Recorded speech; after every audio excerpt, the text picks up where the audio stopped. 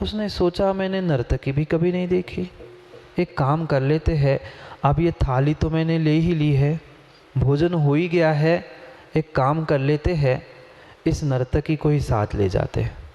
सोना चांदी हीरे जवाहरात के आभूषण उसने पहने ही हैं, दोनों काम एक साथ हो जाएंगे, सोना चांदी भी मिल गई और अपना वंश चलाने के लिए ये नर्तकी भी मिल गई, दोनों काम एक साथ कर लेंगे। वह सोचता है उसे ले तो जाना है, पर उसकी महफिल क्यों खराब करे, वो नाच रही है इतना सुंदर, थोड़ा सा समय और दे देते हैं, भोजन भी कर लिया है, वह नाच भी रही है, थोड़ा सा उसके साथ संगीत में मैं भी मग्न हो जाऊं, मैं भी थोड़ा सा नाच लूं और फिर दोनों मिलके चले जाएंगे। और जो संगीत गीत में फंस जाता है वो तो फंस ही जाता है। तीसरा घंटा भी, मुन्ना भैया तीसरा घंटा भी पूर्ण हो गया। सैनिक पुनः पहुंचा, चलो आपका समय पूर्ण हुआ, बाहर निकलो। वो कहता है मैंने तो कुछ लिया ही नहीं, हाथ की थाली भी छूट गई, मैं तो नर्तकी। वो कहता है बस अभी कुछ बहाने नहीं, समय हो गया मतलब हो गया। हाथ पकड़ के घसीट के पुनः राजा के पास ले आता है। अब तो वो भिखारी जाके राजा के पैर पकड़ता है और नाक रगड़ के कहता है राजन गलती हो गई, अब मैं गलती नहीं करूँगा, अब मैं गलती नहीं करूँगा, अब मुझे एक बार आखिरी मौका दो, इसके बाद मैं कहूँगा ही नहीं। राजा को उसकी गिड़गिड़ाहट देखकर पुनः दया आई। राजा कहता है ठीक है भाई कोई बात नहीं, इसे चौथे भंडारे में और ले जाओ, पर ध्यान रखना तुमने मुंह से कहा है ये तुम्हारा आखिरी मौका है, ये तुम्हारा आखिरी मौका है, इसके बाद तुम्हें कोई मौका मिलने वाला नहीं है। पुनः समय तुम्हारे पास 1 ही घंटे का है, अगर तुम संभल पाओ कुछ ले पाओ तो अच्छी बात है, नहीं तो तुम फिर वैसे के वैसे रह जाओगे। वो कहता है नहीं नहीं अब तो मैं पक्का है कुछ ना कुछ लेके आऊँगा। चौथा गेट खुल गया, चौथे गेट में वह पहुँचा। बढ़िया वह चांदी की कुर्सी, सोफा, पलंग, ये सब कुछ सामग्री रखी थी। वो सोचता है ये तो मैंने कभी स्टील की नहीं देखी, लोहे की नहीं देखी। सोचता है एक काम करते हैं, इन सामग्री पे इकट्ठा तो सब उठा के ले नहीं जा पाने हैं, एक आधी कोई सामग्री उठा ले जा पाऊंगा। एक काम कर लेते हैं, पहले सब जगह सब पे बैठ के तो देख लूं। एक कुर्सी पे बैठा, फिर सोफे पे बैठा, फिर थोड़ा सा और आगे बढ़ के हुए उसने कहा आज तक मैंने कभी पलंग पे बैठा ही नहीं, रोड पे ही बिछा दी फटी और वही सो गया। क्यों ना एक काम करे, कम से कम 2-5 मिनट उस पलंग पे बैठ के देख ही ले। मलमल की वह मलमल का वो कपड़ा बिछा था, गद्दा मुलायम था। उसने सोचा कि 5 मिनट बस देख ही लूं, और वो 5 मिनट के लिए बैठ गया। आप लोग भी बैठते ना, 5 मिनट के लिए बैठते हैं, फिर 10 मिनट के लिए गोलू टिकते हैं, 15 मिनट के लिए पैर फैल जाते हैं और आधे घंटे बाद पूरे फैल जाते हैं। उसका भी मिष्ठान्न से भरपेट भोजन हो चुका था। 3 घंटा बेचारा घूमते घूमते घूमते ऐसा थक गया था। चौथे घंटे में उसे उतनी मुलायम गद्दी मिल गई, इतना सोने चांदी से हीरा जवाहरात से गढ़ा हुआ वह पलंग मिल गया। वो भी 5 मिनट विश्राम करने के लिए बैठा ही था, टिक ही गया था, पैर ही फैलाया था, और आधे घंटे में तो वो पूरा ही फैल गया। जैसे ही फैल गया इधर से घंटी बजी और तलवार लेके पुनः सैनिक पहुंचा, चलो दादा समय हो गया है। वो कहता है कहाँ समय हुआ, अभी तो मैं आया हूँ, 5 ही मिनट हुए, अभी तो आंख भी नहीं लगी मेरी। वह कहता है तुम्हारी आंख लगे नहीं लगे, समय की आंख लग चुकी है, समय हो चुका है, अब तुम्हें जाना पड़ेगा। पुनः राजा के पास उसे ले आया गया। राजा कहता है बेटा अब तुम्हारे लिए मैं कुछ नहीं कर सकता, मैंने तुम्हारे लिए 1 नहीं 2 नहीं 3 नहीं 4 मौके दिए, पर तू सुधर नहीं पाया, तू सुधर नहीं पाया, तू सुधर नहीं पाया। एक मौके में एक समय भी तुमने सदुपयोग नहीं किया। मैंने सोने चांदी के खिलौने, सोने चांदी के बर्तन, सोने चांदी के वे सब कुछ तो सामग्री तुम्हारे लिए खुली रखी थी, जो चाहे तुम उठाओ, तुम एक पिन भी नहीं उठा पाए। क्या करें, जिसका जितना पुण्य होता है वह उतना ही तो ले पाता है। सामने थाली भरी रखी है, पर डॉक्टर ने कहा है डायबिटीज है, शुगर नहीं खाना, नलिया चौक है, घी नहीं खाना। बेचारा सेठ करोड़पति महलों में तो बैठा है, पर सूखी मूंग की दाल, वो पानी, मूंग की दाल का पानी और सूखी रोटी में डुबो डुबो के दोनों खा रहा है। कहने के लिए तो बहुत बड़े बड़े बेडरूम हैं, बड़े बड़े गद्दे हैं, बड़े बड़े सब कुछ है डनलॉप के, पर डॉक्टर ने कहा है पीठ में दर्द है, स्पॉन्डिलोसिस है, तुम पाटा बिछा के ज़मीन पे सो। वो भिखारी दूसरा कोई नहीं था, अब दूसरा कोई भिखारी नहीं था, कह दूँ क्या, बुरी लग जाएगी। वह व्यक्ति माँ दूसरा कोई नहीं था, आप सब लोग थे।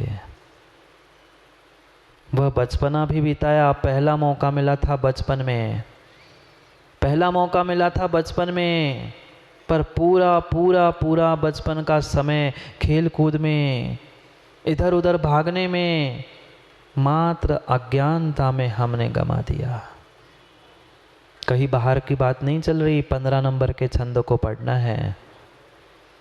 ये चारों अवस्था सबके जीवन में आई है, चारों अवस्थाएं सबके जीवन में आई है।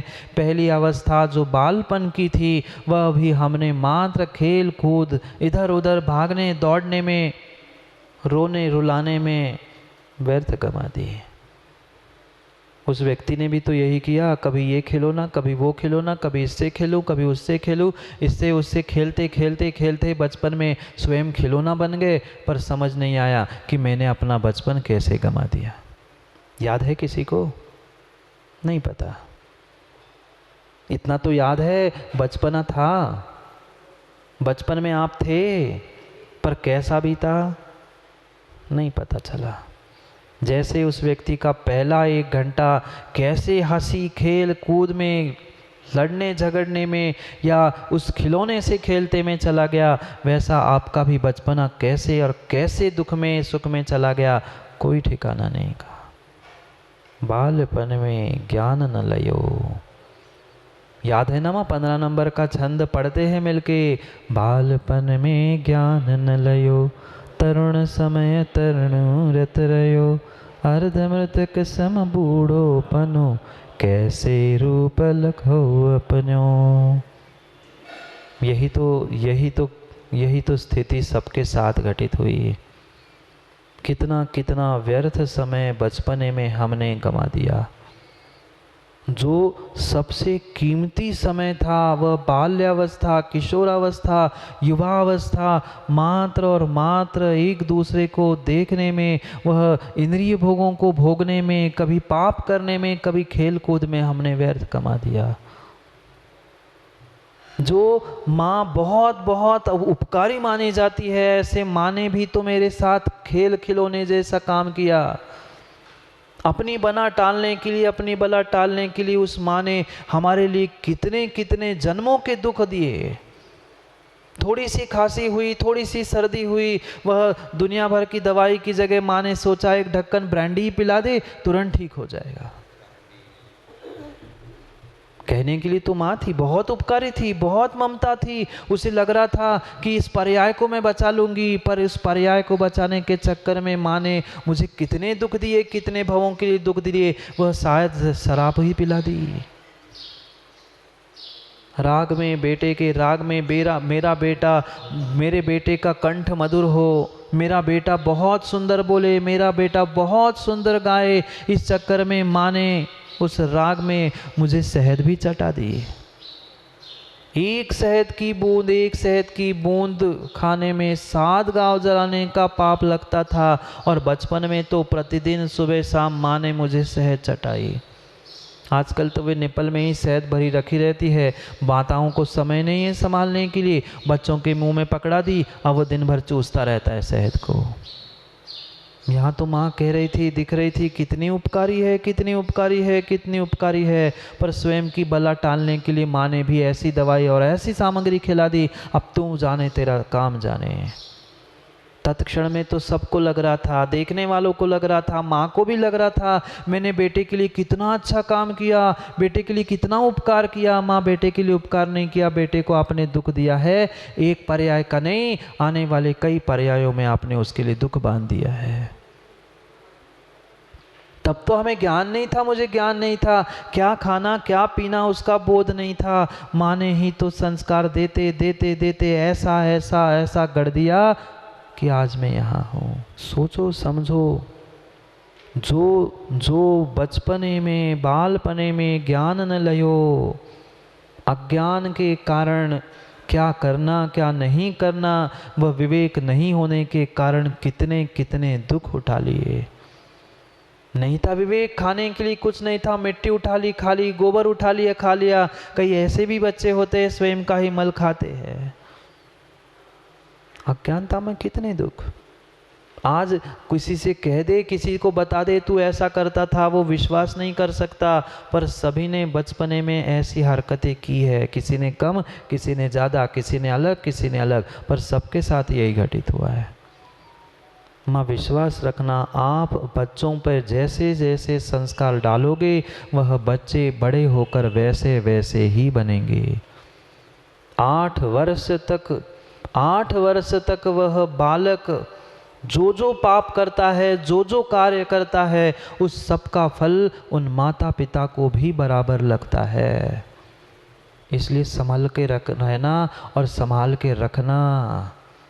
ऐसी ऐसी घरेलू दवाइयों को माँ ने उन बच्चों को खिलाया, अपनी सुरक्षा बच्चों की सुरक्षा के चक्कर में। पेट दर्द हो रहा था, दस्त हो रहे थे, कहीं अफीम कहीं कुछ खिला दिया, एक चुटकी भर तो चटाना था। पर ये भूल चुके थे, वह चुटकी भर अभक्ष खिलाने के चक्कर में उसकी कितने भव तुमने नष्ट कर दिए, कितने भवों के दुखों को तुमने उसको प्राप्त कर लिया। एक क्षण का भले ही आपको सुख रहा है, उसका रोना भी आपको दिख रहा है, पर एक समय का एक पर्याय का माँ रोना देखा, पर भवों का रोना उसका क्यों नहीं समझ पा रहे। मुझे तो ज्ञान नहीं था, मैं तो बालक था, पर जो बड़े हो चुके थे उनके पास तो ज्ञान था। पर क्या करे, मोह की ऐसी विचित्र दशा थी, राग की ऐसी विचित्र दशा थी, उनके पास ज्ञान होके भी वे दुख दे रहे थे, हमारे पास ज्ञान नहीं था सो हम दुखी हो रहे थे। कितना कितना कितना व्यर्थ हमने समय बचपने में बिताया। देव शास्त्र गुरु सब कुछ सामने थे, पर फिर भी हमारी योग्यता नहीं थी, फिर भी हमारे पास ज्ञान नहीं था। हमने प्रत्येक समय का, प्रत्येक पर्याय के, उस बचपने के आयु के निषेकों का हमने मात्र और मात्र व्यर्थ समय गंवाने में काम किया। एक एक पल मात्र इसका उसका खेल खिलौना और उसके पीछे हमने बर्बाद किया, क्योंकि ज्ञान ही नहीं था। कौन सच्चे देव, कौन सच्चे गुरु, कौन सच्चे शास्त्र क्या होता है उसका बोध ही नहीं था। और बोध ना होने के कारण उस अबोध अवस्था में हमने कितने सारे दुख, कितने सारे पापों का आश्रय बंद कर लिया। खाने के लिए कुछ नहीं मिला, कहीं बाज़ार में जाके टॉफ़ी खाए, कहीं बाज़ार में जाके बिस्किट खाए, पता नहीं कितना सारा मांस और कितने सारे जीवों का पिंड उसमें मिला था। ऐसे भी आज बड़ी बड़ी टॉफ़ियाँ और बड़े बड़े ऐसे भी सामग्री है जिसके आज के युवा और वे बालक चाट के खाते हैं, चाव से खाते हैं। उसमें साक्षात गाय की चर्बी और वे पता नहीं कौन से जीवों का तेल उस गर्भाशय का आदि मिला हुआ है। जाके देख लेना, सबके पास मोबाइल है, मोबाइल के उस नेट में सब कुछ डला है, डला तो है, लिखा भी होता है उस पर फिर भी चाट के खा रहे हैं। क्या करे अरुण भाई, आजकल लाल डालने पर भी हरा निशान मिलता है आयुर्वेद के नाम पे। जब अंडा ही शाकाहारी हो गया आयुर्वेदिक चारों के पास, तो फिर कहना ही क्या है। मात्र लाल निशान नहीं, उसमें इंग्रेडिएंट्स देख लो, ई नंबर के जितने वे कोड नंबर है उसमें व्यक्तिगत रूप से खोज करके देख लेना, हम खा क्या रहे हैं, माँ खिला क्या रहे हैं। आज की माताओं को भी कुछ मेहनत नहीं करना, 2 मिनट में भोजन करो, 2 मिनट में बनाओ, 2 मिनट में खिलाओ और 2 मिनट में भगाओ, तैयार है बेटा आ जाओ खा लो मैगी। सब रेडी टू ईट है, सब खाने के लिए तैयार है। आदमी जब आने के लिए, आदमी खाने के लिए तैयार है, फिर तो वो तो खाएगा ही खाएगा। ऐसी ऐसी युवाओं उसमें सामग्री मिली रहती है कि आज तुम्हारे हार्मोन्स, तुम्हारे जीन्स, तुम्हारे शारीरिक जो जो विकार हो रहे हैं उसके पीछे वे मात्र रेडी टू मिक्स बना बनाया जो सामग्री तुम बाजार की चाट चाट के खा रहे हो ना, उसके पीछे तुम्हारा पूरा शरीर खोखला हो रहा है। चाहे वे अजिनोमोटो हो, चाहे दुनिया भर की सामग्री हो, सबके नाम लेते बैठ जाऊंगा तो 1 घंटा मात्र उसकी लिस्ट ही पढ़ने में चला जाएगा। शरीर आज खोखला क्यों हो रहा है? आज की पीढ़ियां नपुंसक क्यों हो रही है? उन सब के पीछे का कारण यही है। नहीं समझ पा रहा है जीव। मत करो मत करो, अज्ञान दशा में पाप मत करो। कुछ ऐसे ऐसे बुद्धिपूर्वक पाप आप करते हो, जान जान के कर रहे हो, मात्र स्वयं के प्रमाद के पीछे। कौन बनाए कौन खाए? बेटा रखा है वह फ्रिज में, ब्रेड उठाओ और सॉस जाम है लगाओ और खा लो। माता ये प्रमादी हो गई है तो बच्चों से कहना क्या है? ढंग का भोजन माँ ही घर में बना के दे दे। जितना जितना स्वादिष्ट बाहर मिलता है उससे अच्छा और स्वादिष्ट हम घर में बना के खिलाए। बच्चे बाहर जाने को, चाट खाने को, चाटने को प्रयास क्यों करे? पर माँ ही कहती बेटा आज मैं थक गई हूँ, वह फ़ोन लगा ले, अब सब मिलके ही सब्जी और ब्रेड खा लेते हैं। खा लो पाव भाजी। जितना जितना जितना जितना जो जो खा रहे हो, विश्वास मानना आप दुख की श्रृंखला को प्राप्त करने वाले हो। आज एक क्षण के तुम्हारे उस इंद्रियों के भोगों के पीछे कितने कितने कितने दुखों को भोगना पड़ेगा, इसका निर्णय क्यों नहीं कर पा रहे हो? ठीक है बचपन में बोध नहीं था, ज्ञान नहीं था, आज तो कहने वाले भी मिल गए हैं, हम सुन रहे देख रहे हैं साक्षात, पर फिर भी क्या कर पा रहे हैं? माँ गलती बच्चों की नहीं है। आज हर कोई आता है, हर कोई आता है और गोट भाई यही कहता है आज की युवा पीढ़ी ऐसी, आज के बच्चे ऐसे, आज के ये है, ऐसे वो है। मैं बिल्कुल नहीं मानता, बिल्कुल बिल्कुल नहीं मानता। आज की युवा पीढ़ी को बिगाड़ने के लिए अगर कोई है तो वो उनके माता पिता है। माँ आप चाहो तो बच्चों को, पीढ़ी को सुधार भी सकते हो, आप चाहो तो बच्चों को और पीढ़ी को बिगाड़ भी सकते हो। पहले वो समय था जब 9 महीने बेटा गर्भ में होता था तो माँ पद्म पुराण जैसे ग्रंथों का स्वाध्याय करती थी, मुनिराजों की आहारचर्या, भगवान का अभिषेक, भगवान की पूजा आदि सत्कार्यों को करने के भाव रखती थी, कृतकारिता अनुमोदा से उसे करती थी।